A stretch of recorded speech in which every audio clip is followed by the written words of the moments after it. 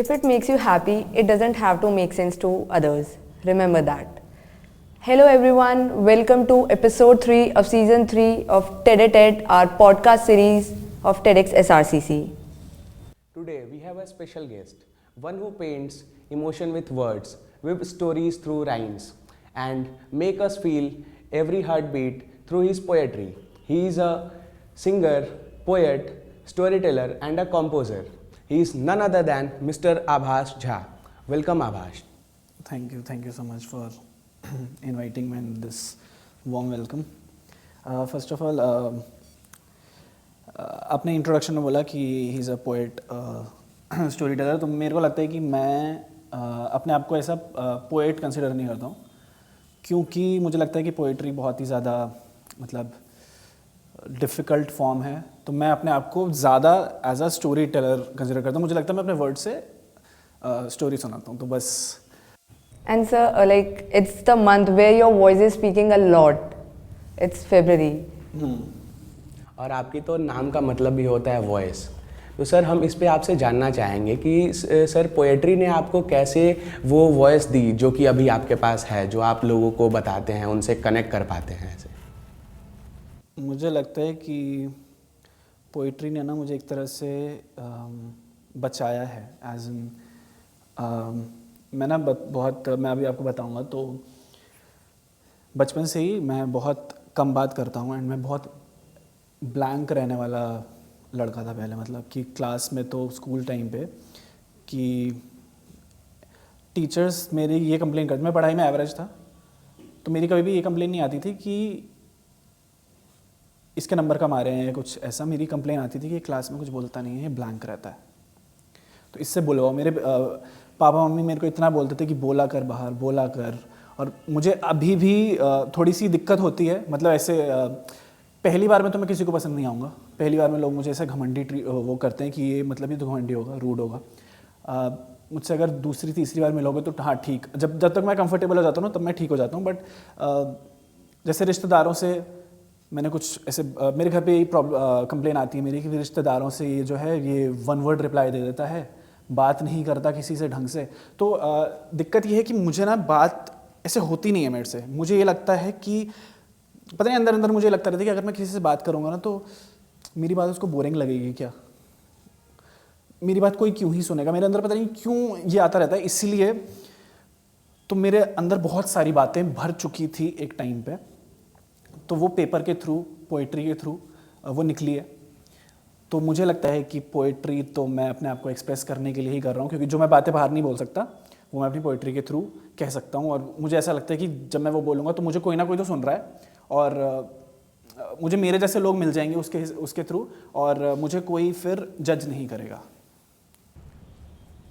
Sir वही magic तो होता है कि जब आप एंग्री हो या आपको फ्रस्ट्रेशन है, आप बहुत स्ट्रेस्ड आउट हो, and you pour out your thoughts into the words. It's magical. तो सर उसमें ऐसा क्या मैजिक होता है? यार मुझे लगता है कि हर किसी को ना, मतलब हर इंसान को एक कुछ चाहिए. मतलब या तो एक इंसान को इंसान चाहिए, कोई कितना भी कुछ भी बोल लेना कि यार मैं तो अकेला ही ठीक हूँ, मतलब अकेला ही काफ़ी हूँ. दिन में बोल सकते हैं, रात में वो यही बोलेंगे काफ़ी अकेला हूँ. ठीक है, तो हर किसी ना कुछ ना कुछ मीडियम चाहिए अपनी बात बोलने के लिए. तो हमारे अंदर बहुत कुछ भरा रहता है, बहुत सारे इमोशंस हैं हमारे अंदर. तो हमें ना बस बल्कि भले ही पेपर पे तुम लिख दो, कहीं कुछ ना करो, उसको फाड़ के फेंक दो, तुम्हारे अंदर से मतलब वो निकल जाएगी वो बात कि तुमने मतलब हाँ किसी को कह दी है वो चीज़. तो मुझे लगता है इसलिए शांत हो जाती है थोड़ी सी. मतलब आप लिखते हो वैसे? सर मैं लिखती हूँ. तो जो मैंने बताया, जब मेरे को बहुत गुस्सा आता है या बहुत स्ट्रेस्ड आउट होती हूँ, मैं पेपर खोला लिखना चालू करती हूँ and then I am peaceful. यही होता है. हाँ, मतलब थोड़ा सा पीस मिल जाता है कि हाँ मुझे लगता है कि पता नहीं किसी ने मेरी बात सुन ली है या मेरे अंदर से निकल गया, बस मुझे इतना ही चाहिए. सर आपने एक बात मेंशन करी कि इसमें जजमेंट का वो डर नहीं होता है कि दूसरे आपको जज कैसे करते हैं. तो वो मैं पर्सनली उससे रिलेट कर पा रहा हूँ कि अगर हम लिख देते हैं, हम किताब से, कॉपी से ही, वहाँ पे पेपर से ही बात कर लेते हैं, तो हमारा वो जजमेंट का जो डर है वो ख़त्म हो जाता है. इसलिए ना मुझे स्टेज बड़ा अच्छा लगता है, क्योंकि जैसे मैं ऐसे वन ऑन वन किसी से जैसे बात करने में मेरे को दिक्कत होती है, मुझे स्टेज पे बात करने में दिक्कत नहीं होती है. स्टेज पे मुझे लगता है कि मैं स्टेज पे कुछ भी बोल सकता हूँ और मुझे कोई भी जज नहीं करेगा, क्योंकि स्टेज पे ना सब बैठे हुए हैं और सब अपने अपने थॉट से तुम्हें देख रहे हैं, कोई तुम्हें जज वहाँ पे कर नहीं रहा होता है। इसलिए मुझे मतलब जब मैं परफॉर्म करता हूँ ना, तब पता नहीं जैसे मैं परफॉर्म कर रहा हूँ ना, उससे पहले मेरे अंदर बहुत एंग्जाइटी होती है, ठीक है, एकदम ही मैं कांपता रहता हूँ कि कैसे जाऊँगा, लेकिन जैसे ही मैं स्टेज पे जाता हूँ और पहली वो ऐसे तालियाँ सुनता हूँ, सारा डर निकल जाता है कि अब यहाँ मैं अपनी सारी बात कह सकता हूँ। स्टेज पे तुम मानोगे नहीं, स्टेज पे आप कोई भी बात कर सकते हो और कोई तुम्हें जज नहीं करता। एक लड़की बताया, वो बाहर आई कि आई एम ए लेस्बियन, और वो उसने स्टेज पे बताया, और उसको कोई मतलब उसने अपने मम्मी पापा तक को नहीं बताया था और वो स्टेज पे बता सकी।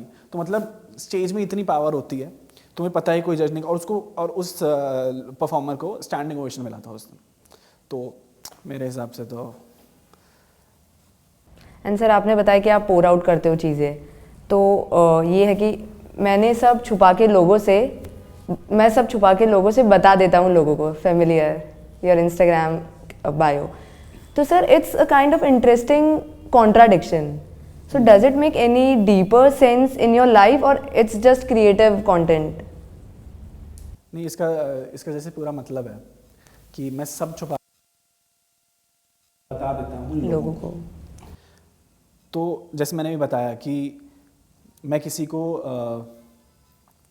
ऐसे बात करने में मेरे को हिचकिचाहट होती है, तो मैं छुपा रहा हूँ लोगों से, अपनी बात कह नहीं रहा हूँ, बट मैं वो बात कह रहा हूँ एक्सप्रेस करके, तो मैं बता भी रहा हूँ लोगों को ही, एक्सप्रेस मैं कर रहा हूँ, उसको पोस्ट भी कर रहा हूँ, तो मैं लोगों को बता भी रहा हूँ और वही लोगों से छुपा भी रहा हूँ। तो इट्स लाइक कि मैं तुम्हें सामने से नहीं बता रहा हूँ, बट मैं उस पोइट्री के थ्रू तुमको बता रहा हूँ। तो जैसे कि अभी भी मेरे को याद है कि जब ब्रेकअप वगैरह हुआ था, तो मेरे घर पे ऐसे बताया नहीं था मैंने, या फिर कुछ भी ऐसे स्कूल वूल में भी या कॉलेज वॉलेज में भी ऐसे वन साइडेड वाले चक्कर होते हैं, तो ऐसे घर पे बताया नहीं था। और मैं लिखता बहुत था इन सब चीज़ों पे, तो घर वालों को लगता था यार ये तो पागल है, तो पागल होता जा रहा है ये तो, ठीक है। तो मैं बोलता था ये सब कहानियाँ हैं, बस होती वो असली थी, बट मैं बोलता था कहानियाँ। तो घर वालों को भी लगता है कि कहानी ही है, कुछ इसका असली में ऐसा इतना ज़्यादा है नहीं, बट ठीक है। तो वो ये सबसे छुपा हुआ है, बट सबको बता भी रहा हूँ उसी चीज़ से मैं। एक यार था जिससे अब बात नहीं होती, so is it real life based और it is a story which is resonating with everyone? आपकी लाइफ में कोई है दोस्त जिससे बात नहीं होती? तो कॉलेज में आने के बाद होता है, स्कूल से जब आप कॉलेज आ जाते हो तो स्कूल के दोस्त कहीं ना कहीं छूट जाते हैं। हाँ, तो वही सब मेरे साथ भी था कि मतलब ऐसे बहुत दोस्त होते हैं जिनसे हम ना बहुत अटैच्ड होते हैं एक टाइम पे, बट फिर कुछ होता है कि कम्युनिकेशन गैप आ जाता है तुम्हारे बीच में किसी भी चीज़ पे, फिर वो धीरे धीरे करके तुम्हें दिखता रहता है कि अब ये ना टूट रहा है, पर तुम कुछ कर नहीं सकते। फिर धीरे धीरे तुम उस दोस्त से वो बन जाते हो कि हाय हेलो वाले दोस्त, फिर सिर्फ बर्थडे विश कर रहे हैं, दिवाली विश कर रहे हैं, और फिर धीरे धीरे वो भी धीरे धीरे ख़त्म हो जाता है। तो एक बार ऐसे ही और मैं ना बहुत वो सोचने वाला, मैं डीप लिखता नहीं हूँ पर मैं डीप सोचने वाला इंसान हूँ। तो जब भी मेरे को कुछ लिखना होता है ना, तो मैं उस पूरे जोन में जाना चाहता हूँ, पूरे जोन में। फॉर एग्जांपल मुझे ब्रेकअप के ऊपर अपने लिखना है, ठीक है, और फॉर एग्जांपल मैं अभी उदास नहीं हूँ बट मुझे लिखना है, अभी शायद किसी ब्रांड की कमिटमेंट है मान लो, और अभी मैं सैड नहीं हूँ अपने ब्रेकअप पे, पर मुझे लिखना है अब।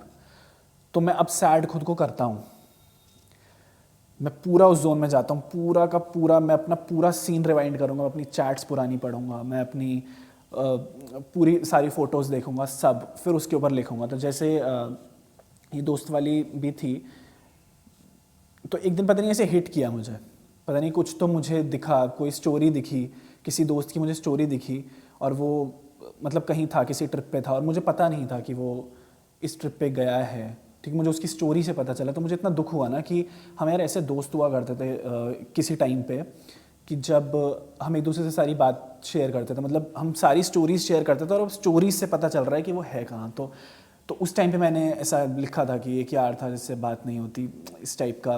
तो मतलब मेरे ज़्यादा दोस्त वैसे भी कभी रहे नहीं, मेरे एक दो दोस्त ही रहे हैं, जैसे स्कूल में भी रहे होंगे तो एक दो दोस्त ही रहे होंगे। मेरा हमेशा से ना ऐसा वो था कि यार ग्रुप हो अपना भी, है ना, 7-8 लड़कों का एक ग्रुप हो। पर वो कभी बना नहीं मेरा। तो मेरा ना हमेशा एक दो दोस्त ही रहे। अब उन एक दो दोस्त से भी जब बात नहीं होती ना तुम्हारी, वो 2 बजे का टाइम, तब बड़ा बुरा लगता है। और जब 2 बजते हैं फिर कोई होता नहीं है बात बांटने के लिए, तो लगता है कि कोई तो चाहिए। ये सर सर आपने मेंशन करा ब्रेकअप, तो सर इंसान को जब हार्ट ब्रेक हिट करता है तो उसे वो पोएट बना देता है। तो सर आपकी लाइफ में वो क्या मोमेंट था जिससे आपने डिसाइड करा कि मुझे राइटिंग परस्यू करनी चाहिए? मुझे लगता है कि मुझे हार्ट ब्रेक ने नहीं बनाया। मुझे स्टार्टिंग से ही ना लिखने का शौक था बहुत, बचपन से। जब मुझे याद है LKG UKG क्लास में ना हमारी कैसेट आती थी राइम्स की, वो मैं सुनता था तो मुझे बहुत इंट्रीग करती थी कि ये राइम जो शब्द है ना ये राइम कर रहे हैं एक दूसरे से। बहुत अच्छा लगता था सुनने में, तो वो कैसेट लगा लगा के सुनता रहता था और उन्हीं की कॉपी करके लिखता रहता था। उन्हीं वो जो पोएम्स थी उन्हीं की कॉपी करके मैं लिखता रहता था। वो कैट बैट मैट ये सब राइम वाइम करके एकदम ही। तो मुझे लिखने का शौक था, बट ये नहीं पता था लिखना मतलब कैसे। मैं बस लिखता रहता था, कहानी लिखता था और ऐसे कविताएं लिखता रहता था। फिर वो छूट गया मेरा लिखना। फिर एक चीज़ हुई स्कूल में 11th-12th स्टैंडर्ड में। एक लड़की थी जिसने मतलब जो अच्छी लगती थी मुझे, जो क्रश थी, उसने रिजेक्ट कर दिया एक तरह से मुझे, वन साइडेड वाला रह गया। तो उसके बाद मुझे लगता है कि तब मैंने समझा कि असल में लिखना ना हो उसके लिए एक्साइटेड ना हो। वो सिंगल है तो ठीक है, मगर प्यार करने का मज़ा ही क्या है जब वो already कमिटेड ना हो। तो ये तब मेरा वो वाला चला था। तो मुझे लगता है तब मेरा दिल नहीं इतना टूटा था जितना मुझे लगता है कि तब टूटा था। बट तब उतना किसी की भी गलती नहीं होती है, फिर भी अलग होना पड़ता है। तो वो जो मेरा हार्ट ब्रेक था, मतलब जो अभी तक चल रहा है, जिससे मैं अभी तक उभरना चाह रहा हूँ, तो कोई नहीं, उससे अभी 1 साल तक का तो कंटेंट मिल चुका है, आगे भी मिलेगा। क्योंकि मुझे लगता है कि यार कुछ मिला नहीं तो क्या होगा, पैसे मिल जाएं तो ठीक ही रहेगा मेरे लिए। ठीक है, मैंने हमेशा तो सोचा है कि अपने पेन को ना मोनेटाइज करना आना चाहिए। ठीक है, मतलब अगर तुम्हारे पास कहानियाँ हैं तो तुम ना अपनी कहानियाँ ऐसे किसी को भी सड़क किनारे सुनाकर अपनी कहानी वेस्ट मत करो। कहानियों को बचा कर रखो और जब मौका आए तो स्टेज पे सुनाओ उसको। तो कुछ मतलब एक चीज़ नहीं जीत पाए दूसरी चीज़ जीत सको, तो बहुत बड़ी बात होगी। So she might be very happy you are still standing for her waiting. यार मैं आपने इस पे कुछ लिखा हो तो अगर आप 4 लाइन उस पे कुछ सुना सके तो।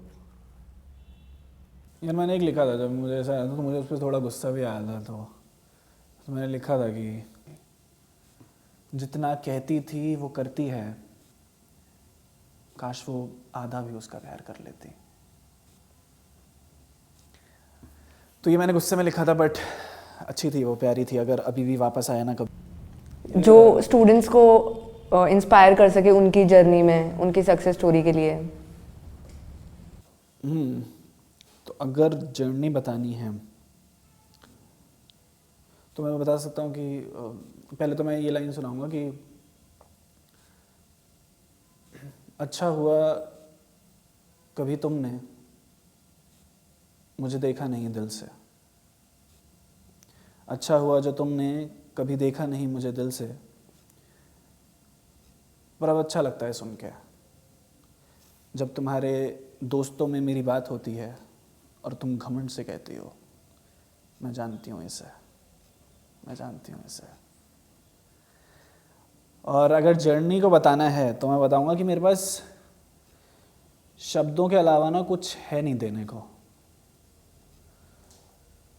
तो मैं अपने शब्दों से ही हर दिल में थोड़ी, मतलब शब्दों के अलावा मेरे पास कुछ है नहीं देने को।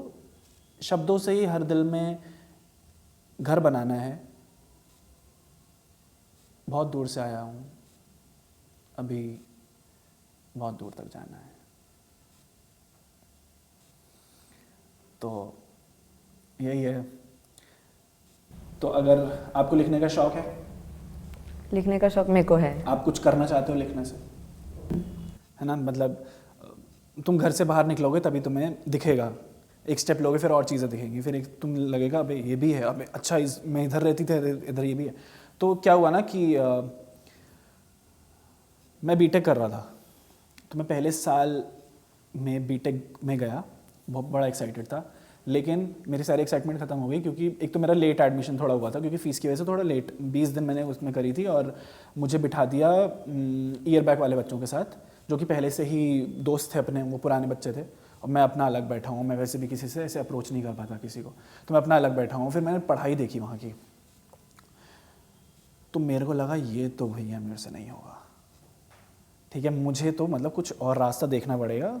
मेरे पास अब 4 साल हैं क्योंकि 4 साल बीटेक के अगर कुछ नहीं किया तो इसी में क्या पता शायद ज़िंदगी भर इसमें जॉब करनी पड़े बीटेक की। तो मैंने कहा इसमें तो कुछ मतलब अलग रास्ता देखना पड़ेगा, कुछ तो नई सुरंग निकालनी पड़ेगी। तो मेरे पास लेकिन कुछ पता नहीं था कि कैसे क्या करना है, तो बट मैं लिखता था उस टाइम पे, और उसी टाइम पे जियो एकदम बूम कर रहा था और यूट्यूब भी उस टाइम पे आया, मतलब ऐसे फेमस सब उस पर बना रहे थे। तो जस्ट मैंने ना ऐसी मुझे कुछ आता तो था नहीं और मुझे शर्म भी आती थी अपनी किसी को भी राइटिंग ऐसे सुनाने में या बताने में, तो मैं सिर्फ अपनी बिना नाम के और बिना शक्ल के ही वीडियोस डालता था। तो अब क्योंकि मैं पोइट्री वाली चीज़ सर्च कर रहा हूँ, पोइट्री की अपलोड कर रहा हूँ, तो मेरे सर्च रिजल्ट में पोइट्री हो गया था। तो गूगल को पता चल गया कि इसका कुछ पोइट्री से लेना देना है। तो अब गूगल के एल्गोरिथम ने मुझे ऐड दिखाया ओपन माइक का। तो अब क्योंकि मैं पोइट्री देखो कैसे चेन बनती जाती है, ठीक है, उसने मुझे ऐड दिखाया ओपन माइक का। फिर मैंने ओपन माइक पे रजिस्टर कर दिया। मुझे स्टेज पे भी ना अपना सुनाने का कॉन्फिडेंस नहीं था, तो मैंने तो बहुत सोचने के बाद किया। मुझे लगा कि करना चाहिए कि नहीं करना चाहिए। फिर मुझे लगा कि नहीं यार, अपॉर्चुनिटी मिली है, करके देखते हैं। फिर मैंने उसमें रजिस्टर किया एंड देन रजिस्टर किया, तो वो ओपन माइक किया, लोगों के सामने परफॉर्म किया। अच्छा नहीं हुआ मेरी साइड से, बट जब वो वीडियो गई तो लोगों ने कहा कि अच्छा था, तो मुझे लगा ठीक है चलो अच्छा किया मैंने। फिर वो वीडियो वायरल हो गया। अब जब वो वीडियो वायरल हो गया तो मुझे उसके कमेंट्स मिले उस पर फिर मुझे फीडबैक मिला एक तरह का, तो फिर मेरी उससे राइटिंग इंप्रूव होती गई और फिर वो वीडियो वायरल हुआ तो उसकी वजह से मेरे चैनल पे भी थोड़ा थोड़ा ट्रैफिक आने लग गया। तो उस हिसाब से वो चलने लग गया और 3rd ईयर तक आते आते ऐसा हो गया कि चलो अब इसमें कुछ हो सकता है। तो मैं प्लेसमेंट में नहीं बैठा। मैंने घर पे बता दी कि मेरी बैक लगी हुई है, मुझे प्लेसमेंट में बैठने नहीं देंगे, तो मैं बैठा ही नहीं प्लेसमेंट में। फिर मैंने जब 4th ईयर वगैरह हो गया तो घर वालों को बोला कि हाँ इससे ठीक ठाक हो रहा है, इसी में मेरे को थोड़ा सा टाइम दो, इसमें देखते हैं आगे क्या हो सकता है। तो फिर वैसे तो मैं वही कह रहा हूँ कि अपॉर्चुनिटी जो आप कह रहे थे ना कि अपॉर्चुनिटी आएगी नहीं, जब आप उस फील्ड में कुछ भी किसी भी फील्ड में कुछ भी काम करोगे ना तो आपको दिखने लगेगा कि अच्छा इसमें ये भी स्कोप है, इसमें ये भी स्कोप है, ऐसे भी करते हैं, ऐसे भी कर सकते हैं। और जब आप करते रहते हो ना तो वो सीखते रहते हो, आप उन लोगों को फिर अट्रैक्ट करते रहते हो अपनी तरफ। जैसे कि मैं फिर सर्कल वैसा बनने लग गया, मतलब उन लोगों से मिलने लग गया तो मुझे और चीज़ें पता चलने लग गई। तो इसलिए मैं कह रहा हूँ कि अगर आप लिखते हो, अगर आपको शौक है, किसी भी चीज़ का शौक है, तो प्रोफेशन तो आप करते ही रहो, अपना जो भी आपको बनाना है वो करते रहो, बट साइड बाय साइड ना हॉबी को कभी नहीं छोड़ना चाहिए, क्योंकि हॉबी जो होती है ना वो तुम्हें मतलब अंदर से खुश रखती है, अंदर से सेटिस्फाइड रखती है। तो अगर आप जॉब भी कर रहे हो ना, मैं कहूँगा कहीं जॉब करोगे आगे, तो अपनी जो भी हॉबी है, लिखना है, गाना जो भी है, उसको कंटिन्यू रखना, क्योंकि जो अच्छा लगता है दिल से वो करते रहना चाहिए। सर आपने एक बात मेंशन करी कि आपने फीडबैक से इम्प्रूव करा है, तो सर आप खुद को कैसे देखते हैं कि जब आप इनिशियली कुछ लिखते थे और अब आज कुछ लिखते हो, तो आपके दिमाग में वो क्या चलता है, वो क्या बातें होती हैं जो पहले होती थी, अब क्या होता है और आप लिख पाते हो इतने अच्छे तरीके से? जो मैं जैसे 5 साल पहले लिखता था ना, तो मुझे लगता था मैं बहुत अच्छा लिखता हूँ। अब उनको पढ़ता हूँ तो अब मुझे लगता है कि अच्छा नहीं था, मैं इससे और अच्छा लिख सकता था, बट उस एज के लिए वो ठीक था। मैं अभी जैसे लिख रहा हूँ मुझे लग रहा है कि मैं अच्छा लिख रहा हूँ, और शायद मैं 5 साल बाद आगे बढ़ूंगा तो मुझे ये भी ख़राब लगेगा अपना कि मैं और अच्छा लिख सकता था, बट अभी के लिए ठीक है। तो पहले क्या था ना, मैं बहुत स्टार्ट कर रहा था ऐसे पोस्ट करना चीज़ों पे, सोशल मीडिया पे पोस्ट करना, तो मुझे पता नहीं था कि लोगों को क्या पसंद आता है। मैं ना खुद ऐसे ही लिखे जा रहा था, और मैं ना दूसरों का, जैसे दूसरों को बड़े राइटर्स का पढ़ के मैं सोच रहा था कुछ ऐसा लिखूं क्या, कुछ इसकी तरह लिखूं क्या, मतलब खुद का ना मेरे पास वो स्टाइल नहीं था एक तरह से आप कह दो।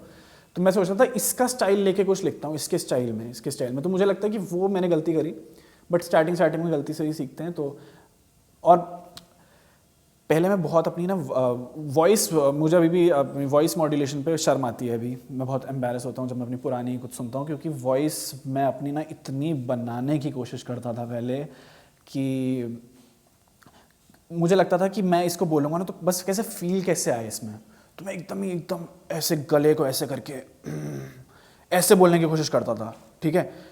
और बहुत ही गंदा, मतलब ऐसा लग रहा है कि पता नहीं दस्त लगे हुए हैं इसके कि क्या है। मैं अभी सुनता हूँ तो एकदम एम्बैरस, ठीक है। मैं गाने गाता हूँ तो मुझसे ऐसे गाने सुनते रहते, गाना सुना दे यार, गाना सुना दे। और जब मैं कुछ बात बोलता हूँ ना तो वो कहते हैं यार तू बात जो बोलता है ना तो वो ऐसा लगता है गाने ही गा रहा है, ठीक है। तेरी बात करने में ना एक टोन आती है कि ऐसा लगता है तू गाना ही गा रहा है। तो उस बात से मुझे स्ट्राइक करी चीज़ कि जो मैं नेचुरली बोलता हूँ, शायद अगर मैं ऐसे ही नेचुरली ही बोलूँ, एकदम रॉ बोलूँ और कुछ भी ना उसमें अपना ऐड करूँ, अपनी ज़बरदस्ती की फील ना ऐड करूँ, तो शायद ये पसंद आ सकता। तो बहुत टाइम बाद मुझे ये पता चला कि जो मैं नेचुरल बोलूँगा ना वही सही लगेगा, तो फिर मैं नेचुरल बोलने लग गया। और लिखने का तो यही है कि लिखना तो इम्प्रूव होता रहता है जैसे जैसे आपकी लाइफ आगे आगे बढ़ती रहती है। तो जैसे पहले मैं दोस्ती पे बहुत लिखता था, वन साइड लव पे बहुत लिखता था क्योंकि मेरे साथ उस टाइम पे वो चीज़ें हुई थी। अभी मैं ब्रेकअप पे बहुत ज़्यादा लिखता हूँ क्योंकि अभी इस टाइम मेरे साथ ब्रेकअप हुआ है, अभी आगे चल के कुछ और होगा मे बी, तो शायद उस टाइम पे फिर मैं वैसा लिखूंगा। तो लिखने का तो ऐसे ही इम्प्रूव होता रहता है और वर्ड्स आते रहते हैं, तुम लिखते रहते हो, सुनते रहते हो और वर्ड्स अपने आप ही आते हैं। मुझे तो लगता है मैं बैठ जाता हूँ और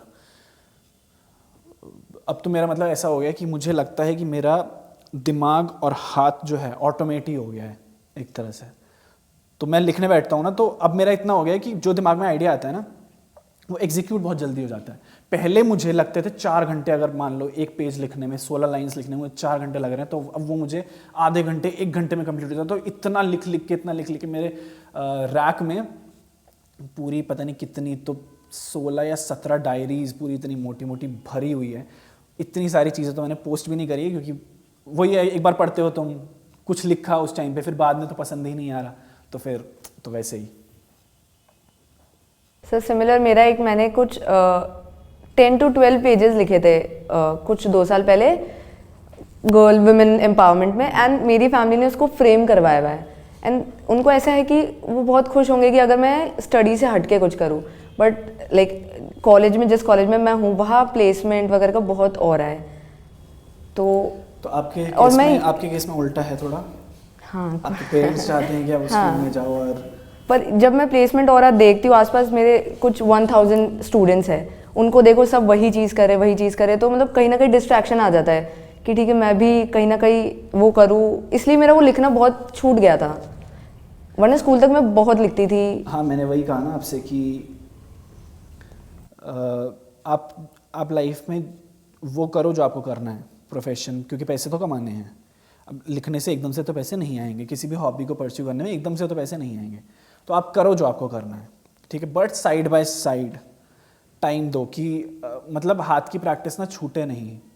जो अंदर से अच्छा लगता है, मतलब लिखना अच्छा लगता है तो आप लिखो उसको रोज़ रात को। आप कुछ भी 4 लाइन रोज़ लिखो। मैं तो ये कहता हूँ कि एक्सरसाइज ही बना लो, मुझे रोज़ लिखना है कुछ ना कुछ, 4 लाइनें 2 लाइनें कुछ ना कुछ लिखना है, कुछ ना कुछ पोस्ट ही कर दो उसको कहीं, भले ही कोई देख रहा है नहीं देख रहा, बट करते रहो। आपको अंदर से अच्छा लगेगा कि मैं अपने लिए कुछ कर रही हूँ, अपनी हॉबी के लिए कुछ कर रही हूँ, उसको बचा के रख रही हूँ। एंड सर ऐसा भी होता है कि कुछ कभी थॉट नहीं आ पा रहा है, कुछ लिखना है, हम लोग चैट जीपीटी खोल लेते हैं, तो क्या उससे थिंकिंग कम होती है, थिंकिंग पावर की हम लोग डायरेक्ट उस पर डिपेंडेंट हो रहे हैं? क्या ये पोइट्री के केस में भी है? मुझे लगता है चैट जीपीटी तो उसके लिए यूज़ करना चाहिए अगर आपको कुछ ईमेल टाइप करना है या कुछ वैसा कुछ लिखना है, तो उसके लिए आपको चैट जीपीटी यूज़ करना चाहिए। बट जहाँ बात आती है आर्ट की, तो चैट जीपीटी तो मैं बिल्कुल भी रिकमेंड नहीं करूँगा, और वो बहुत गंदा लिखता है, अभी तो बहुत ही गंदा लिखता है। मैंने लिखवाया उससे, तो क्योंकि चैट जीपीटी लिख देगा बट इमोशंस नहीं आ पाएंगे, इम्परफेक्शंस नहीं आएंगी, वो एकदम सटीक ऐसे लिखता है। तो जब तक इम्परफेक्शन नहीं आती ना किसी भी लिखाई में, तब तक वो मुझे लगता है कि अच्छा नहीं है। और जब तक मतलब एक आर्टिस्ट जब तक उसको नहीं लिखेगा अपने इमोशंस के साथ, तब तक मुझे लगता है उसका मतलब नहीं बना। तो चैट जीपीटी ठीक है, मतलब आगे क्या पता और बिल्ड हो जाए तो अच्छा हो जाए, बट अभी के लिए तो बहुत ही गंदा लगता है पोइट्री के मामले में। बट हाँ, उससे बढ़िया बढ़िया चीज़ें लिखवानी, ईमेल लिखवाओ और मैसेजेस लिखवाओ, ब्लॉग्स लिखवाओ, ये सब लिख देगा वो, बट पोइट्री, गाने, ये सब। सर जैसे अभी मैं आपसे पूछना चाहूँगा, जैसे अंजलि ने भी बताया अपने बारे में कि ये क्या परस्यू करना चाहती हैं, और आपने भी ट्रेडिशनल जो चलते आ रहा है कि सब प्लेसमेंट के पीछे जाते हैं, अपने मतलब जॉब के पीछे जाते हैं सर, लेकिन आपने अपना पैशन कंटिन्यू करा। उसमें सर आपने सोसाइटल प्रेशर से कैसे डील करा था उस टाइम पे? सोसाइटल प्रेशर यार, टाइम था 2017 का, जब मेरा सेकेंड ईयर चल रहा था कॉलेज का। बट जैसे फर्स्ट ईयर ख़त्म हुआ तो सेकेंड ईयर की रजिस्ट्रेशन होनी थी। बट हम हो गए थे गरीब, हमारे पास फ़ीस भरने के पैसे नहीं थे, क्योंकि मेरे पापा हो गए थे, पापा पड़ गए थे बीमार, और ऐसे बीमार पड़े थे कि मतलब वो वाली चीज़ हो गई थी कि 1-2 साल तक तो बिस्तर से ही नहीं उठे, तो हम हो गए थे थोड़े से डाउन। तो फीस भरने के पैसे नहीं थे। कॉलेज ने बोला कि फ़ीस तो भरनी पड़ेगी तभी क्लास में बैठने देंगे। हमने कहा किश्तों में भरते हैं। कॉलेज ने मना कर दिया कि नहीं, किश्तों में नहीं, हमें तो साथ में फ़ीस चाहिए। तो अब कॉलेज ने कहा कि जब तक फ़ीस नहीं आई तब तक घर पे बैठो। ठीक है, हमने एजुकेशन लोन के लिए अप्लाई किया। एजुकेशन बैंक में टाइम लगता है, गवर्नमेंट ये देती है तो टाइम लगता है उसमें। तो वो टाइम ऐसे था, एकदम डार्क सा टाइम था मेरे लिए। सारे दोस्त कॉलेज जा रहे हैं और ये वो पूछ रहे हैं कब आएगा, क्या होगा। तो उसी टाइम पे ना मैंने लिखना ऐसे चालू कर दिया था और यूट्यूब पे डालना चालू कर दिया था। कोई देखता नहीं था, 40-50 ही व्यूज़ आते थे तो कोई देखता नहीं था। बट पता नहीं कहाँ से रिश्तेदारों ने तो देख लिया। तो फिर भाई बोलते थे घर पे आके कि भाई क्या कर रहा है, अपनी स्किल्स को डेवलप करना, कुछ ऐसा सीख जो काम भी आए। क्या है पोइट्री, कौन सुनता है, ये वो। आज के ज़माने में तो कोई भी पोइट्री नहीं सुनेगा। फिर एक और कोई अंकल थे, वो आए, उन्होंने कहा कि तू ये क्या पोइट्री क्यों बना रहा है, तो कोई सुनता भी नहीं है, तो चलेगा भी नहीं, तू उसकी बीबी की वाइन्स की तरह वीडियो बना, और ऐसे कॉमेडी वीडियो बना, वो आजकल बहुत चलती है, वो बना ऐसे कुछ। तो मैंने कहा भाई मेरे को मतलब वो आता ही नहीं है कॉमेडी, मेरे को वो मेरा जॉनरा ही नहीं है। तो मैं नहीं वैसे ही बना, वही चलेगा, ऐसा कुछ। एक दोस्त था मेरा, उसने कहा कि यार क्यों यार वीडियो बना रहा है, कुछ हो तो रहा है नहीं तेरा। तो उस टाइम से मैं लड़ता तो ऐसे कुछ था नहीं, क्योंकि मेरे पास कुछ ऐसे बैकिंग तो थी नहीं बोलने के लिए कि मैं बोल सकूँ। तो बस हंस देता था, कुछ ऐसा था नहीं। बट मेरे पास और कुछ ना करने के लिए था नहीं, क्योंकि मैं घर पे खाली ही बैठा हूँ तो क्या करता। तो मैं बस पोइट्री वगैरह ही लिख रहा था और उसको पोस्ट कर रहा था। तो बस ऐसे ही सोसाइटल प्रेशर अब तो नहीं आता है, उस टाइम भी उतना नहीं आया। बट जितने लोगों ने बोला हाँ बोला, तो फिर बाद में मुझे लगता है कि बाद में हो जाता है ठीक, क्योंकि बाद में वही अंकल मेरे पास आए और मेरे साथ सेल्फी खिंचवा के ले गए, क्योंकि उन्होंने कहा कि मेरे ऑफिस में कलीग है जो कि मान नहीं रहा है कि कि मैं तेरे को पर्सनली जानता हूँ और मैं तेरा अंकल हूँ, तो एक फ़ोटो दे दे, मेरे को उसको दिखानी है। तो हो गया था। तो मुझे लगता है कि एंड में सब ठीक हो जाता है। ऐसा कुछ सोसाइटल प्रेशर मुझे लगता है कि तुम्हें जो करना है ना वो करना चाहिए, क्योंकि लोग भी भूल जाते हैं कि उन्होंने क्या कहा था। आगे चल के सब ठीक हो ही जाना है। तो सोसाइटी तो अगर तुम्हारे घर वाले तुम्हें सपोर्ट कर रहे हैं ना तो बहुत बड़ी बात है, फिर सोसाइटी कोई मायने नहीं रखती। तो सर आपके केस में ऐसा था कि आपके फैमिली ने पूरा सपोर्ट किया है, या उनको भी कहीं ना कहीं रेजिस्टेंस था इससे? कॉलेज टाइम तक तो कुछ नहीं, क्योंकि कॉलेज में तो कुछ भी करो कोई दिक्कत नहीं। बट जब बात आई कि भाई यही करियर ही सोच रहा है क्या, तब वो थोड़ा बैक फुट पे हो गया, तब वो डर गए थोड़ा।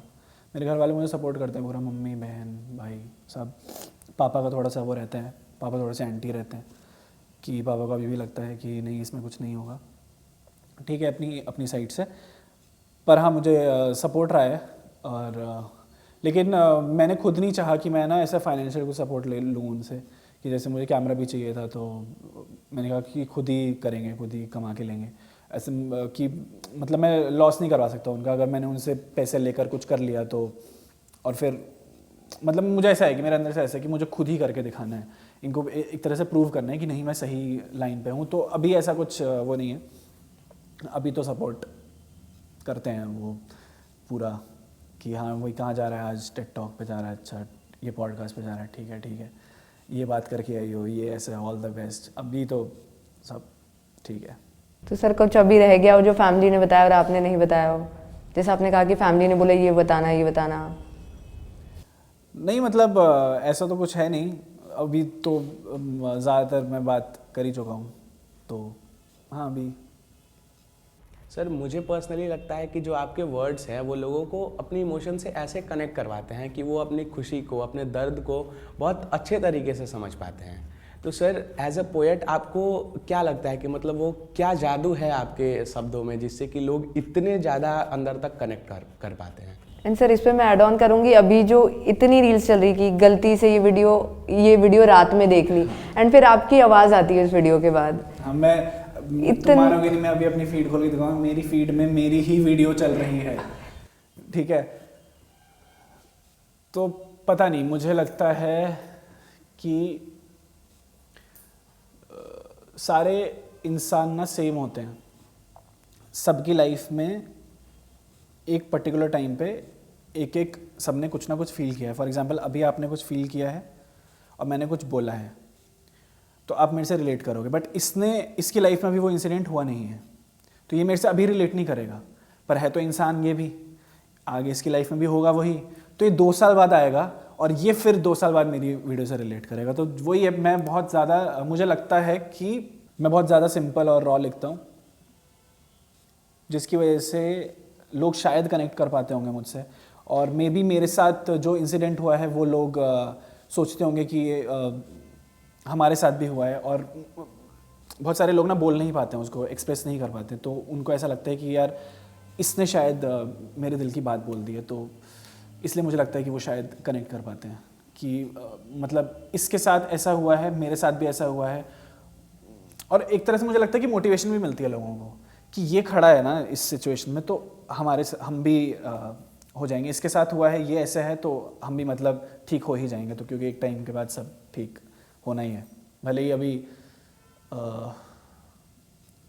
मैं लड़ ही रहा हूँ अभी मतलब बहुत सारी चीज़ों से, पर ठीक है, आगे आगे चल के मुझे एक मतलब एक रहती है स्टार्टिंग से ही होप कि आगे, क्योंकि मैंने ना मतलब वो बहुत ऐसा टाइम देख लिया है, बहुत ज़्यादा आगे चल के सब, क्योंकि वर्स्ट केसेस देख लिए मैंने अपनी लाइफ में, तो मैं अपनी ही लाइफ से एग्जांपल लेता हूँ कि जब वो वाला टाइम झेल लिया था ना, तो आगे ये वाला टाइम भी तू झेल लेगा, तो अभी लगा रहा है अभी कुछ नहीं ऐसे कभी कभार तो ऐसे थॉट्स भी आते हैं कि यार सब एकदम ही ख़त्म हो गया क्या ये वो, फिर नहीं, फिर अपनी ही पास्ट लाइफ याद करो कि नहीं वो उससे भी बुरा तो हुआ था ना, तब कर लिया था ना, अब भी हो जाएगा, तो वो एक उम्मीद रहती है। तो मुझे लगता है लोग इसलिए कनेक्ट करते होंगे क्योंकि कहीं ना कहीं उनको लगता होगा ये मेरे वर्ड्स बोल रहा है। Sir I would like to ask you कि जैसे आप हमेशा से स्टोरी टेलिंग में रहे हो, बट इधर आपने अभी 1 साल पहले एक सॉन्ग कंपोज करा, वो निकाला वीडियो सॉन्ग, तो सर आपने खुद को डाइवर्सिफाई करने का कैसे सोचा कि मैं मतलब सिंगिंग में भी जा सकता हूँ, इस एरिया को भी एक्सप्लोर कर सकता हूँ? यार इसके पीछे एक स्टोरी है। मैं जब बचपन में लिखता था ना, तो बचपन में मुझे गाने का भी शौक़ चढ़ गया था। वो ऐसे कि एक तो कोई मूवी थी जिसमें, मैं बहुत छोटा हूँगा, मैं फर्स्ट स्टैंडर्ड में था शायद, तो एक तो मूवी देखी थी मैंने कोई, जिसमें एक जो एक्टर होता है ना वो स्टैमर करता है, उसको हकलाने का इशू होता है, तो मुझे बड़ा इंट्रीग किया उस चीज़ ने, और मैं भी उसको देख के ना ऐसे उसकी तरह मिमिक करने लग गया, उसकी एक्टिंग करने लग गया उसके हकलाने की, तो ऐसे हकलाता गया। और अब जैसे मैं पापा को बुला रहा हूँ, तो मैं पापा को करके ऐसे पूरा बुला रहा हूँ, तो बहुत टाइम तक किया, ऐसा मेरी आदत ही हो गई। अब मेरे से सीधा बोला ही नहीं जा रहा, अब मेरे हकलाने की आदत हो गई। अब घर वाले परेशान हो गए कि क्या हो गया इसको, इसने क्या कर लिया खुद के साथ, तो वो मेरे को लेकर डॉक्टर के पास। डॉक्टर ने कहा इसको हुआ कुछ नहीं, इसको सिर्फ ना आप गाने गवाओ, इसको बोलो गाने गाए। तो आपने देखा होगा कि जो लोग स्टैमर करते हैं ना, वो जब गाते हैं ना तो एक फ्लो में गाते हैं पूरा, तो जो भी स्टैमर करता है उसका यही इलाज है कि इससे गाने गवाओ। तो उस टाइम में मोहब्बतें मूवी थी, मोहब्बतें मूवी के बहुत सारे गाने चलते थे, तो और वही टीवी पे आते थे, वही टीवी बजता था, तो मैंने गाना शुरू कर दिया, आँखें खुली हो या हो बंद, इस टाइप का ऐसे गा रहा हूँ। और उससे फिर मेरे को ना वो हकलाने वाली आदत मेरी धीरे धीरे छूटती गई, फ्लो आता गया, लेकिन मुझे गाने की आदत लग गई। अब मुझे गाने सुनने में अच्छा लगने लग गया, गाने में अच्छा लगने लग गया, तो मैं स्कूल में थोड़ा बहुत गाने गाने लग गया। तो फिर टीचर वीचर ने सुन लिया, उन्होंने मेरे को असेंबली में स्टेज पे भेज दिया कि यह गाने सुना दो, तो उस से मेरे को गाने में इंटरेस्ट आ गया। देन 11th-12th में मेरे पास म्यूज़िक थी सब्जेक्ट में, और थोड़ा बहुत म्यूज़िक के बारे में समझ में आया, तो मैंने ऐसे ही अपने गाना भी एक आध कुछ तब कंपोज किया। मुझे ऐसे कुछ टेक्निकलिटीज़ नहीं आती उसकी, तो बट मैं जैसे मेलोडी में ऐसी ट्यून आती है, हवा में रहती है कहीं ट्यून, तो वो आती है, और जैसे एकदम ही आई मेरे, मैं सड़क पे घूम रहा हूँ या बाथरूम में हूँ या इधर हूँ कहीं भी आई ट्यून, मैं जल्दी से अपना फ़ोन निकालता हूँ और उस ट्यून को बस करके रिकॉर्ड कर दूंगा कि हाँ मुझे याद रहे कि मैंने ये मेलोडी बनाई है, उसके ऊपर फिर मैं लिरिक्स अपनी लिख कर उसको कंपोज कर देता हूँ। तो हाँ अभी मतलब गाने वाने मेरे अंदर चुल है बड़ी कि गाने बनाने हैं मुझे खुद की म्यूज़िक वीडियो बनानी है, वो बना ली। फिर मुझे खुद की किताब लिखनी है, वो छाप दी, एक और छाप रहा हूँ अभी। और कि खुद का ये करना है, तो मेरे अंदर ना बड़ी सारी चुल है। तो भले उसमें कितने भी पैसे लगे, मुझे उसका रिटर्न भी ना मिले, मैं उसको कर देता हूँ एक बार। अपनी मुझे अपनी चुल शांत करनी है। तो अभी एक और गाना आ रहा है मेरा कोई, तो वो अभी शायद वो थोड़ा लव सॉन्ग है, वो रिलीज़ कर देंगे अभी कुछ महीनों में। उसके बाद कुछ गाने लिखे हुए जो डायरी में, अभी उसको रिकॉर्ड करना है। तो ऐसे गाने का शौक़, मुझे लगता है कि मुझे लिखने से भी ज़्यादा गाना ही अच्छा लगता है। बट वो एक मुझे कोई इंस्ट्रूमेंट मैंने सीखा नहीं, इंस्ट्रूमेंट बजाने नहीं आता, तो उसकी वजह से फिर मैं सोचा चलो राइटिंग को ही थोड़ा ओवर पावर करने दो। तो इसलिए मैं राइटिंग में ज़्यादा हूँ, गाने वाने में साथ साथ में करता रहता हूँ। एंड सर जैसा आपका जॉनरा है लव फ्रेंडशिप, तो आप क्या फ्यूचर में नया जॉनरा एक्सप्लोर करेंगे? यार दिक्कत पता है क्या है? दिक्कत ये है कि जॉनर मैं सब लिखता हूँ, पर दिक्कत है कि जो ज़्यादा चलता है ना मेरा, वो चलता है लव वाली चीज़ या फ्रेंडशिप वाली चीज़ या रिलेशनशिप वाली चीज़। मैंने लिखा सब कुछ है, तो अब वो ज़्यादा चलता है तो थोड़ा ज़्यादा मुझे वो लिखना पड़ता है। फॉर एग्जाम्पल अब मैं 70% लव रिलेशनशिप पे लिखूंगा, 30% दूसरे टॉपिक पे लिखूंगा, बट वो 30% चलता ही नहीं है, वो बाहर ही नहीं आता, बहुत कम बाहर आता है। तो लोगों को लगता है कि सिर्फ मैं लव और इस पे ही लिखता हूँ, ये तो बड़ा डिप्रेस्ड आदमी है, तू मेरी फीड में मत आया अगर मेरे कमेंट्स आते रहते हैं, इसकी कुछ भी आ जाए। मेरे को एक तो कमेंट आया था, कुछ भी आ जाए पर इसकी रील रात में 2 बजे ना आए, ऐसा कुछ तो आया था। तो मैं लिखता सब हूँ, मोटिवेशनल भी लिखा है मैंने फैमिली प्रॉब्लम्स के ऊपर लिखा है, मिडिल क्लास के ऊपर लिखा है, बट चीज़ें चलती हैं क्योंकि शायद मेरी जो कोर ऑडियंस है ना वो 18 to 30 की रेंज में है, तो उनको शायद वो थोड़े से प्यार वाले सुनना चाहते हैं। तो बस हाँ, तो मैं एक्सप्लोर करूँगा। मैंने बोला ना कि जैसे जैसे मैं और भी सिचुएशंस मेरी लाइफ में आएंगी, तो वैसे वैसे और भी टॉपिक्स मेरे को मिलते जाएंगे। तो अभी जैसे मेरा ब्रेकअप हुआ तो 1 साल तक तो मेरा ये चल रहा है जब तक मैं इससे बाहर ना निकलूँ। फिर आगे कुछ और कोई सिचुएशन आएगी तो फिर मैं उसकी तरफ डाइवर्ट हो जाऊँगा, वो लिखूँगा। तो जब जैसा दिमाग रहेगा वैसा लिखूँगा, मुझे उससे फ़र्क नहीं पड़ता कि इस पे लिख दूँ तो व्यूज़ आ जाएं और उस पे लिख दूँ तो व्यूज़ आ जाएं। मेरे को जैसा फील होता है ना मैं वो लिख देता हूँ, वो बक देता हूँ और फिर उसके पीछे लगा देता हूँ एक सैड सा म्यूज़िक और फिर वो 2 बजे आता है फीड में। फिर वो 2 बजे फीड में आता है, फिर मुझे गालियाँ मिलती हैं। तो सर अब हम लोग रैपिड फायर राउंड ले रहे हैं अब। हाँ चलो। इधर you have to answer in 1 word या फिर you have to choose between 2 words। Okay. 1 word। अगर मेरे को मन किया थोड़ा एक्सप्लेन करने का तो क्या मैं कर सकता हूँ? हाँ sure. 1 word that defines your poetry. Pain, दर्द। पेन और कीबोर्ड।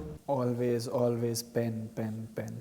कीबोर्ड में मेरे से लिखा ही नहीं जाता, जब तक इंक नहीं निकल रही ना सामने तब तक मेरे से नहीं होता। कीबोर्ड में मेरे फील ही नहीं आएगी। मैं लिखता हूँ अपने बेड पे बिस्तर पे लेट के, इधर उधर सोच के, पूरा सर और घुमा के एकदम ही पागल हो जाता। मेरे को लिखते अगर कोई देख लेना तो मैं एकदम पागल हूँ उस टाइम पे। तो पेन, ऑलवेज पेन। साइलेंस और chaos। किस चीज़ के लिए? मतलब साइलेंस और chaos, मतलब वैसे तो मुझे साइलेंस पसंद है। Like when you write something, so where does that emotion come from? When you are in silence or when you have hustle around you? Silence, शांति। और मुझे लगता है कि अगर तुम किसी इंसान के तुम्हें अगर किसी इंसान के साथ भी तुम्हें चेक करना है ना खुद को कि तुमसे कितने कंफर्टेबल हो, तो अगर तुम उसके साथ अपनी साइलेंस शेयर कर सकते हो तब तुम समझ सकते हो कि हाँ तुम सच में इस इंसान के साथ कंफर्टेबल हो। क्योंकि हमें ना हर बार कुछ ना कुछ चाहिए होता है कि जैसे 2 लोग बैठे हैं, कुछ बात नहीं हो रही, तुम ऑकवर्ड होने लगेंगे, कुछ बात करूं क्या, ये वो। लेकिन अगर तुम किसी के साथ कंफर्टेबल हो तो तुम उसके साथ घंटों भर भी शांत बैठ के रह सकते हो। तो अगर तुम्हें चेक करना है कि तुम उसके साथ कंफर्टेबल हो कि नहीं हो, तो उसके साथ आधे घंटे चुप बैठ के देखो तुम। और अगर तुम्हें अंदर से बेचैनी नहीं हुई ना, ऑकवर्डनेस नहीं है, तो इसका मतलब ही इज़ द राइट और she is the right person. One book that changed you. यार अगर मैं ऐसा कुछ बोलूँ तो अब तुम जज तो नहीं करोगे मुझे, मैं भी कुछ बोलने वाला हूँ. नहीं. मेरे को लगता होगा लोगों को कि लिखता है तो बुक पढ़ने का शौक होगा, पर Twist. मुझे बुक पढ़ने का इतना शौक नहीं है. ठीक है, पढ़ता हूँ मैंने कोशिश करी पढ़ने की. मैंने लॉकडाउन में बहुत किताबें पढ़ी, नॉवेल्स पढ़ी मैंने. तो लोगों को लगता है ना कि लिखता होगा तो इसको ना बुक्स में इंटरेस्ट होगा. तो मेरे को हर बर्थडे पे या कुछ भी, क्रिसमस पे, दिवाली पे, जो भी गिफ्ट देना होता है ना, लोग उठा के बुक्स ही दे देते हैं. मेरे पास बुक्स पड़ी हुई हैं पर उसको मैंने ख़त्म नहीं कर पाया हूँ. तो मुझे वेब सीरीज़ या टीवी शोज़ देखना बहुत पसंद है. और मैं वेब सीरीज़ या टीवी शोज़ या मूवीज़ इन सब से सीखता हूँ बहुत ज़्यादा लिखना. जैसे अगर आपने देखा हो एक शो है how I met your mother, देखा है आपने, ये सुना है? स्टार्टिंग में देखा था, मतलब छोड़ दिया, आधा छोड़ दिया. तो वो शो मेरी लाइफ का मतलब लाइफ चेंजिंग शो है मेरे लिए, क्योंकि ये शो मैंने तब देखा था, अभी देखा मैंने ये शो 2022 में. और उस टाइम पे मेरे को स्पॉटिफाई का कॉन्ट्रैक्ट मिला था पॉडकास्ट के लिए कि ऑडियो स्टोरीज़ में लिखता हूँ, तो उसको एक्सक्लूसिव करना था उनको. तो उनकी कंडीशन थी कि हमें हर हफ्ते एक एपिसोड तो चाहिए. और मैं अपने मन से डाला करता था पहले जब मर्जी. तो उनकी कंडीशन थी कि हमें एक हफ्ते पे एक एपिसोड तो चाहिए. और उस टाइम पे ही मैं how I met your mother देख रहा था. तो मैंने सोचा मैं इतने सारे एपिसोड्स, इतनी सारी स्टोरीज़ लाऊंगा कहाँ से. स्टोरी टेलिंग मतलब ठीक है मैं करता हूँ, बट ढंग से ऐसे पूरी स्टोरी और एकदम इतने लंबे लंबे एपिसोड्स. उनको चाहिए थी पूरी सीरीज़, हमें 6 एपिसोड्स 8 एपिसोड्स ऐसी सीरीज़ चाहिए, ऑडियो सीरीज़. उस टाइम में मैं देख रहा था how I met your mother, और उसमें इतनी तगड़ी स्टोरी टेलिंग है ना. उसमें एक बंदा है जो अपने बच्चों को बता रहा है, वो कहानी सुना रहा है कि मैं तुम्हारी मम्मी से कैसे मिला था. तो पूरी उसने जो स्टोरी सुनाई है, एक नरेटर की तरह उसने जो पूरी स्टोरी सुनाई है, मैं उससे इतना इंस्पायर हुआ. और उससे बहुत सारे मेरे को आइडियाज़ भी मिले हैं, टॉपिक्स मिले. अच्छा स्टोरी ऐसे भी सुनाई जा सकती है, अच्छा ऐसे भी सुनाई जा सकती है, ये एंगल भी ले सकते हैं, एंगल भी ले सकते हैं. तो उस वाली ने मुझे स्पॉटिफाई के जो मेरे कॉन्ट्रैक्ट मिला, मुझे लगता है कि वो सही टाइम पे एकदम जुड़ गया वो चीज़ कि मैं वो भी देख रहा हूँ और स्पॉटिफाई का कॉन्ट्रैक्ट भी मिल गया है. तो और वो मैंने उसके हिसाब से स्टोरी लिखी. और तुम मानोगे नहीं कि मेरा जो रैंकिंग थी ना उस टाइम पे 2022 में मेरे पॉडकास्ट की जो रैंकिंग थी वो एक टाइम पे ऑल ओवर इंडिया में 3rd रैंक पे चली गई थी. तो वो इतना मतलब पसंद आ रहा था लोगों को शो, वो स्टोरीज़ पूरी. तो मुझे लगता है वो उससे मैंने सीखा. टीवी शो से मैं सीखता हूँ. और जैसे मैंने बताया ना वन साइडेड लव वाली जो चीज़ थी, तो तब ए दिल मुश्किल आई थी जब वन साइडेड लव का मेरा हुआ था. तब वो मूवी देख ली, उससे कनेक्ट हो गया पूरा. तो उससे मैं इंस्पायर हो गया एकदम ही. तो फिर उधर से वन साइडेड लव वाला भी मैंने आइडियाज़ लेके लिखना स्टार्ट किया था. And if not storytelling and writing, what other passion would you have followed? Music वैसे मैं कर ही रहा हूँ, पर अगर राइटिंग बिल्कुल भी नहीं करता तो मैं म्यूज़िक पे पूरा ध्यान देता. बट ये था कि राइटिंग चल गई तो अब चलाते हैं इसी को. म्यूज़िक को थोड़ा सा साइड कर दिया, उसको भी लाऊंगा थोड़ा लाइट में, पर अभी. Do you believe when you express by a poem, it should be easily understood or it should have deeper words? ये डिपेंड करता है सुनने वाले पे या पढ़ने वाले पे. लेकिन हाँ मुझे लगता है कि पोइट्री या कुछ ऐसी होनी चाहिए जिसको तुम जब सुनो ना उसको तो थोड़ी देर तक तुम उस पर ठहरो कि इसने बोला क्या, और फिर तुम थोड़ा सा उसको मतलब 1 मिनट के लिए तुम सोचो उसके बारे में, उस लाइन के बारे में. मतलब थोड़ी सी कॉम्प्लेक्सिटी होनी चाहिए, बट हाँ सिंपल होनी चाहिए. एकदम ही गालिब वाली तो मेरे को समझ में नहीं आती, वो तो बड़े ही लोग एकदम पढ़ सकते हैं, उसको समझ सकते हैं. तो थोड़ी सी सिंपल होनी चाहिए, बट थोड़ी सी उसमें कॉम्प्लेक्सिटी होनी चाहिए कि बंदा थोड़ी देर सोच के मतलब सोचे कि अबे इसने बोल क्या दिया यार, वो दोबारा उसको पढ़े. जैसे एक शेर मैं सुन रहा था कि तुमसे बढ़कर ऐसे ही कुछ था कि तुमसे बढ़कर कौन नज़दीक है मेरे इस दुनिया में, एक तुम ही तो हो जिसका मैं दिल दुखा सकता हूँ. तो मतलब ये वाला एंगल कि एक तुम ही तो हो जिसका मैं दिल दुखा सकता हूँ. तो इस पर ना इंसान रुकता है थोड़ी देर कि अबे हाँ ये तो हमने सोचा ही नहीं कभी. तो थोड़ी सी कॉम्प्लेक्सिटी होनी चाहिए, बट वर्ड सिंपल है एकदम, पर मीनिंग थोड़ा सा इसका डीप निकल जाता है. तो मुझे लगता है कि ऐसा कुछ हो तो बढ़िया है. मतलब सामने वाले को भी समझ में आ रहा है, और बस सामने वाले को समझ में आना चाहिए, बाकी तुम्हारी बातें कन्वे होनी चाहिए. Sir, now Delhi और बॉम्बे? मैं बॉम्बे एक ही बार गया हूँ अगर बताऊँ तो मुझे तो दिल्ली ही। लगता है कि वहाँ अगर जाते तो करियर बिल्डअप होता है? हाँ होता है, डेफिनेटली होता है। बहुत सारे मेरे फ्रेंड्स भी हैं वहाँ पे जो गए हैं वहाँ उनका अच्छा चल रहा है, बट मेरे को भी उतनी ज़रूरत नहीं पड़ी है, मेरा भी हाँ ठीक चल रहा है। ज़रूरत पड़ेगी तो मैं भी जाऊँ बॉम्बे, बट मुझे ये अच्छा लगता है। बॉम्बे तो बहुत ही महंगा लगता है मेरे को, बॉम्बे में रैपिडो नहीं चलती है। स्टूडेंट और एडल्ट? स्टूडेंट और एडल्ट? स्टूडेंट। मेरी स्कूल लाइफ 7th 8th के बाद बहुत ही एकदम बढ़िया हो गई थी। 10th क्लास तो मैं अभी तक मिस करता हूँ। जो 10th क्लास में मेरी मेमोरीज रही है ना, वो जो 10th क्लास में जितना मैं खुश था उतना खुश मुझे नहीं लगता कि मैं अभी हो पाया हूँ फिर से। तो स्टूडेंट, उस टाइम पे तो हमारे पास वैसे एक ही टेंशन होती है कि मार्क्स लाने अच्छे, और उस टाइम पे और कोई भी टेंशन नहीं होती। तो अभी मैं सोचता हूँ कभी कभी बैठ के, मैं अपने दोस्त से भी एक बात कर रहा था यार, उस टाइम पे मतलब हम क्या बातें करते थे उस टाइम पे। तो बस कुछ भी बातें कर रहे हैं, ये टीवी शो डिस्कस कर रहे हैं, ये WWE की बातें कर रहे हैं, ये खेल रहे हैं, वो खेल रहे हैं, और बस पढ़ाई के जब एग्ज़ाम आते थे तो पढ़ लिया है। अब बातें हो रही है हमारी, पता नहीं क्या क्या डीप ही बातें हो रही है इस रिलेशनशिप के बारे में, इस करियर के बारे में, ये वो पैसे कमाने हैं, शादी से तो मेरे को वैसे ही इतना एकदम ही डर जाता हूँ मैं शादी का नाम सुनते ही। तो मेरे लिए तो स्टूडेंट लाइफ में अगर फिर से जाने का मौका मिला तो मैं तो वही, हाँ चलो। क्लोथ्स और शूज? क्लोथ्स और शूज दोनों।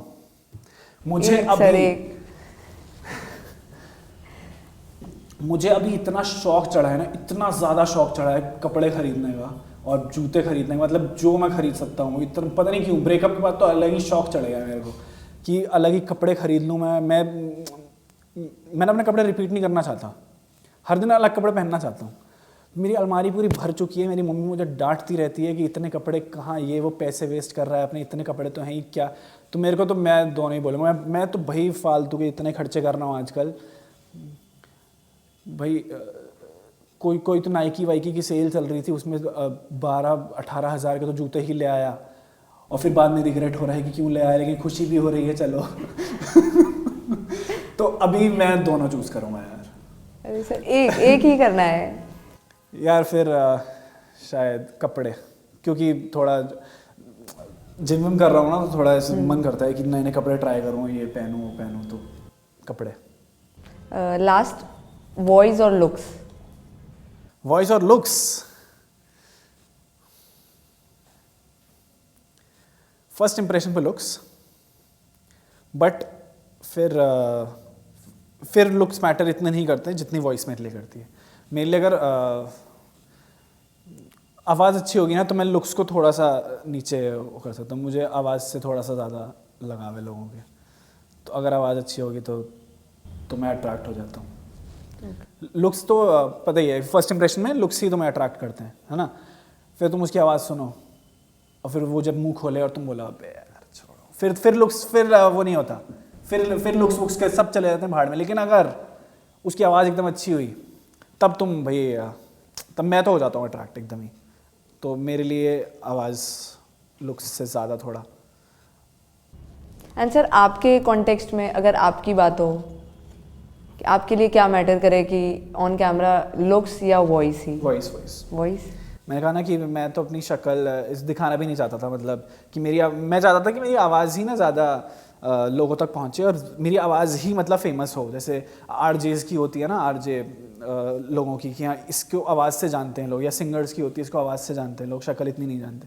तो मेरा भी वही था, बट फिर दिक्कतें ये हुई कि कॉपी होने लग गई चीज़ें, लोग अपनी आवाज़ क्लेम करने लग गए मेरी आवाज़ को। तो मैंने सोचा नहीं यार, थोड़ी बहुत शक्ल तो दिखानी चाहिए। तो फिर मैंने थोड़ा बहुत स्टार्ट किया कि हाँ अपनी शक्ल भी दिखाना चालू कर देता हूँ, जिससे लोगों को लगे हाँ भाई इस आवाज़ के पीछे ये बंदा है।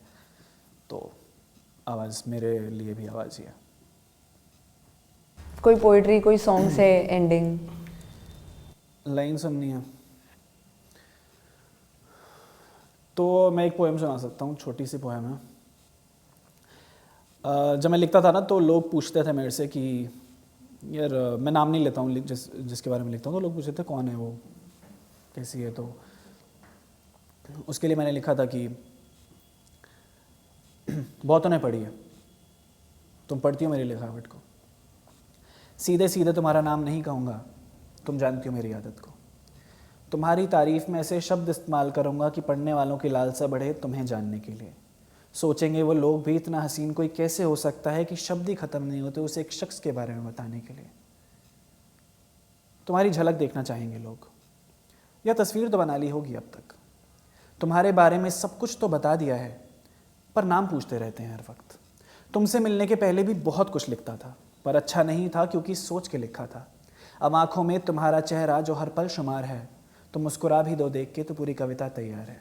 मेरी हर कहानी में जाना जब जिक्र तुम्हारा होगा, पढ़ने वाले भी सोचेंगे उसमें ज़रूर कुछ खास होगा। तेरे शर्माने से मुस्कुराने तक, हर बात विस्तार से बताने तक, वो छोटी छोटी नादानियाँ सब कैद है मेरे पन्नों में, वो तेज़ दिल की धड़कनों में हर तेरी मेरी कहानियाँ। तुम्हारी तस्वीर ऐसी बनाऊंगा मैं, सबका ख्याल बन जाओगी तुम। मेरे ख्वाबों को छोड़ ही दो, औरों के सपनों में आओगी तुम। मैं तुम पर ही लिखूंगा, लिखता चलूँगा कि एक दिन तुम्हें पढ़ना ही पड़े। महफूज रखूंगा तुम्हारी पहचान को कि चर्चे तुम्हारे बेनाम चलते रहें। कोई सोचेगा तू खुशकिस्मत, कोई सोचेगा तू बदकिस्मत। मैं लिखता जाऊं अब जब तक, तू पढ़ती रहना बस तब तक। कोई सुनेगा जो आवाज़ मेरी अल्फाज जब मैं सुनाऊंगा, सबके मन बस एक ख्याल और ये सवाल, वो कौन है, वो कैसी है। Thank you. So, sir, we are towards ending of this podcast. Thank you so much to attend this podcast, and it was great hosting you. आपके thoughts सुन के, आपके emotions को on face सुन के, it felt really nice, and it's great hosting you to this studio. Shout out to Nazara Studio as well, and thanks to Abhas sir to come here and tell your thoughts, tell your form of art, emotion to us, inspire us and inspire the audience. Thank you so much, sir.